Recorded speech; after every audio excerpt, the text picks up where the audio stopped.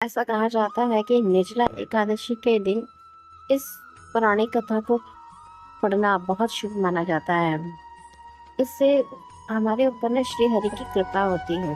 धार्मिक मान्यताओं के अनुसार जब वेद व्यास ने पांडवों को धर्म, अर्थ, कर्म और मोक्ष देने वाली एकादशी का संकल्प करवाया था, तब युधिष्ठिर ने पूछा था, ज्येष्ठ माह के शुक्ल पक्ष में जो एकादशी है उसके बारे में विस्तार से बताइए।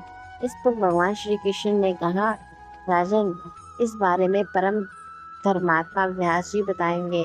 तब व्यास जी ने बताया, कृष्ण और शुक्ल पक्ष के एकादशी में भोजन नहीं किया जाता और उसके अगले दिन द्वादश ऋषि को स्नान करके पवित्र होकर फूलों से भगवान केशव की पूजा की जाती है और ब्राह्मणों को भोजन करवाया जाता है। उसके बाद खुद भोजन किया जाता है।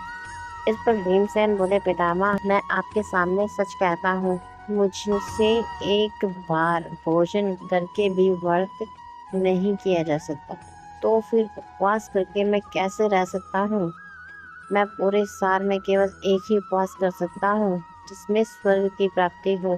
अगर ऐसा कोई व्रत हो तो बताइए।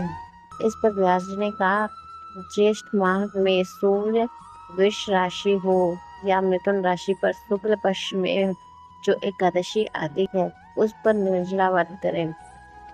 एकादशी तिथि पर सूर्य उदय से लेकर दूसरे दिन के सूर्य उदय तक जल नहीं पिए, तब यह व्रत पूरा होगा। इसके बाद द्वादश तिथि को स्नान करके ब्राह्मणों को विधि पूर्वक जल और स्वर्ण का दान करें। इस तरह से अगर आप केवल निर्जला एकादशी का व्रत करते हैं तो इससे साल भर में जितनी भी एकादशी तिथि होती है उसका फल प्राप्त होता है।